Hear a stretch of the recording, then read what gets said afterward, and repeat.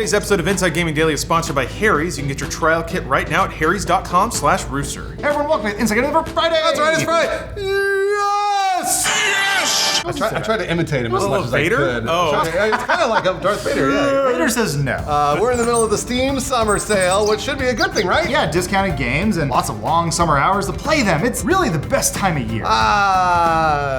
Well, there's all kinds of drama surrounding the sale, and it's caused lots of people to delete games from their wish list because of a needlessly complicated Steam giveaway. Oh boy, tell us more, Lawrence. Yeah, now fans are annoyed and developers are pissed because nobody wants to be kicked off a wish list and lose a potential sale. Especially those tiny indie studios, they need that. You know, 1,000 sales is a big deal. You'd think Valve would figure this out by now. I mean, they've done a lot of sales and a lot of, very needlessly complicated games to go along with them. They've been around for like, what, 20, 30 years? A couple decades at least. Yeah. Well, apparently not, and it might be because Steam is panicked because their user numbers are actually dropping. Oh, here comes the clickbait. Is this the end of Steam? I mean, The service still has plenty of users, but it really doesn't paint a great picture right now. no. Yeah. We'll get into the ominous data in a second, but first, let's cover the whole weird sale. Take it away, Lawrence. This started earlier this week and it involved something called the Steam Grand Prix game. No. Yep. I don't want it. Like their weird RPG I'm games staying or away from clickers it. or whatever. Whatever it is, I don't want it. I love Big old cars. metagame. It's kind of fun. I don't know. I don't want it. We've seen these kind of metagames before. This one involved everyone on Steam joining one of 5 teams, which are personified by animals racing each other. Team Corgi all the way there. I love corgis. Yeah, Okay, who yeah. doesn't love corgis? You could be making that up. I don't know. You boost your animal's speed by spending money on games and doing quests. Okay, hold on, I'm writing it down. I don't know if he's making this up. Yeah, writing it down. it Got it. sounds simple, but it's weird and needlessly complicated. Okay, what's next? So, you first have to increase your max points by spending money on Steam Got games. it, all right. Then you earn those points by doing quests in games. Like you have to accomplish a task in a game, which is kind of Okay. Sure. But if you do that out of order, if you don't boost your max points yet, then you'll do all these quests, but all those points won't go anywhere because you didn't upgrade your max point cap. You did it? Finally, if you did it all in the proper sequence, then you can then use your nitro points to spend boosts to boost your animal. So yeah, there were a lot of people who did that stuff out of order. Also, the naming of the points in the system was all complicated. Is this a pyramid scheme? There were all kinds of caveats, which led to confusion among players. Duh. Some people thought the race was rigged. Others complained that their point totals were hurt by prior refunds. Others found that their boosts weren't as good as they had hoped, even after spending quite a bit of money on games. So one user on the Steam subreddit, Yuri, claimed they spent $126 on games to help their team out, but said they've never been so confused about the metagame system.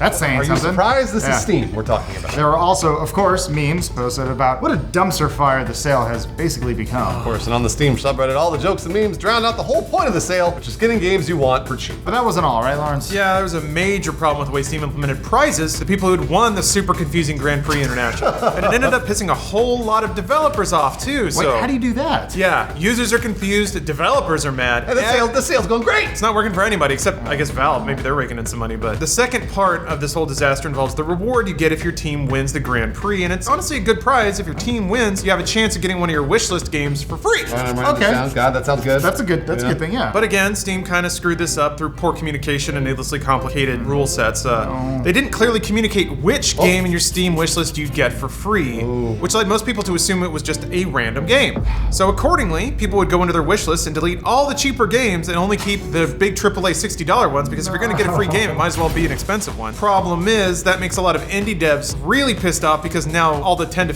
$15 games are just getting axed from everybody's wish list. Right, exactly. Yeah. So yeah, it makes it a lot less likely that someone's going to buy your game, because if it falls off your wish list, then you stop getting notifications for it. You don't get notified when it goes on sale. It just kind of ruins the whole system. One indie PR firm, Future Friends Games, tweeted at Steam, "Loads of our indie clients are seeing thousands of wishlist deletions due to the Steam Grand Prix. Any chance you could look into it? Especially for a small team, it's a huge hit to take." No More Robots director Mike Rose told Ars Technica, "We lost 1,500 wish lists in the first 24 hours of the sale. Usually you lose like 20 in a day." It was a similar situation for a bunch of other devs. Paul Kilduff Taylor of Mode 7 Games tweeted a graph showing more than 1,100 wishlist deletions after the sale started Tuesday. Raymond Dior of 60 Gig Games also showed a spike in his game being deleted during the sale. Yeah, but it turns out, according to the fine print, you just needed to put your most wanted game at the top of your wish list, and that'll be the one that you win. Did Steam do anything in response, Lawrence? Steam put out an emergency PSA yesterday showing people how to move their games around their wish lists. in case you haven't figured it out on your own. Finally, Valve issued a statement saying that they made some tweaks to the game which should make it more fun to play. They also reiterated that if your team wins, you get the first game in your wish list. The one on the top. So many symptoms of them kind of losing track of how people think and use their own service. Anyway. Are they just in the weeds too much, perhaps? I think so, They see yeah. this stuff every day, so it makes sense to them, but... Yes. Lawrence called them hyper nerds, and he's exactly right. All the people at Valve I are love generally them. hyper nerds. They're great They're people. wrong. Of course. They're great people, but so is Lawrence. And they're Lawrence is also pioneering VR, 'cause Lawrence it's generally fun. speaks the hyper nerd language. Yeah, when I fall off, boy, it's rough. Sing us your tale. So yeah, Valve wrote, our goal is to host a fun event where you get to explore and use Steam in new and interesting ways. But it's clear this time around, we could have done better. Yeah, they definitely could have done better. So what's the deal? Why is Valve hyper complicating this? Well, it's possible this is a sign that Steam isn't doing so well, or at least not as well as historically it has been. Yeah, this reeks of them trying to over monetize their audience. So let's take a look at some user numbers. Back in August 2017, Valve provided some Steam metrics at the Casual Connect Gaming Conference in Seattle. They boasted several exploding metrics at the time, including a 14 million peak concurrent figure. Not bad. Yeah, that also correlates to the data we see over at Statista. We love those guys, which put the peak concurrent count at 15 million for September 2017. So if we take that to mean that the Statista data is legit, Steam continued to grow and grow from there, eventually topping out at 18.5 million concurrent players in October 2018. What happened after that, Lawrence? Yeah, today it's not that good. Yeah, as of June 28th, which is today, Steam had a peak concurrent of 15.5 million, and that's during the Steam Summer Sale, which should be like a banner event that you have to assume here brings back a lot of inactive users. Steam only provides like a window of about 24 hours for its peak concurrence, so it'd be nice to look back last month and see what it was doing before the sale. We don't really have that data right now, but I think even compared right now to end of 2018, Steam has absolutely shrunk, which must be terrifying for Valve. Of course. Doubly so when you consider that Steam is their only reliable revenue stream at the moment. No, what about Architect? Artifact, sorry. That's real bad. So yeah, Artifact did a big old belly flop on release. I mean, even from their announcement, where the entire stadium awed in disappointment. I don't mean to laugh, but It's okay to laugh about them. Yeah. It is. When they announce a hyper-complicated card game as their next banner project, that's a laugh moment. In the last 30 days, Artifact only hit a peak player count of 210. 1,000. That's not bad. 210. 210 people.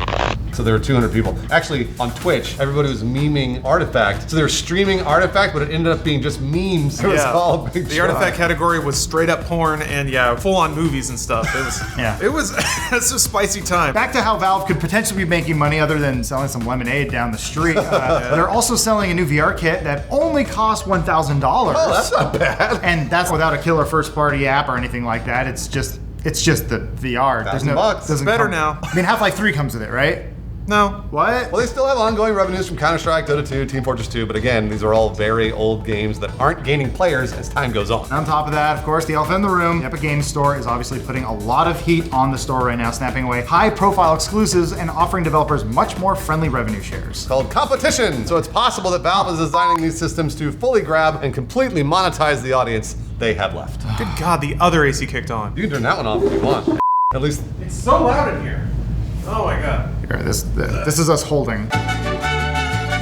Where's Shane Dawson? What's he doing right now? all right, let's turn it off. Recording more Isn't he podcasts. his cat? Anyway, one would think that a sale would bring in new people, but maybe this whole thing is just to squeeze as much money out of the 50 million users they have left. In addition to all this, one has to wonder, does Valve even know how to attract new audiences anymore, Lawrence? I don't think so. It's been so long. There's this thing that happens when you don't have to appeal to the common man anymore, or you have them, you think you have them lock, stock, and barrel. You just kind of lose touch. This is me doing a whole lot of oppressing and assuming here, so I'm sorry. But if I didn't have to make money anymore, you don't want to know the weird that I would get into. I would just go so down into my own little thing, and then if I felt like releasing something, it'd be the most Lawrence thing in the world. This show has to appeal to people, so I always keep that in mind. Like, what do people want to see? What do people want to hear? So the show's keeping you sane? A little bit, yeah. It's keeping me grounded at least. So. That happens to everybody. It happens to Yeah. celebrities, it happens to artists, it happens to everybody. Yeah. 100%. So I feel like, yeah, Valve has had like a decade at least where they get to just kick back and make ass loads of money just because they set up Steam, which is a good service, did a lot for gaming. But they haven't had to adapt any of their ideas or their creative output to the audience in a long time. Instead, the audience has just come to them, which has got them pretty soft, I think, when it comes to creative output, or in this case, identifying with how people use their own service. Yeah, I mean, we've seen this before with other giant conglomerates. I don't know, like Netflix is a good example. You get so big that you can only really listen to your most dedicated users, but sometimes they're the vocal minority. So you end up just sort of killing off your audience because you'll do something that upsets people, but they won't say anything. They just leave.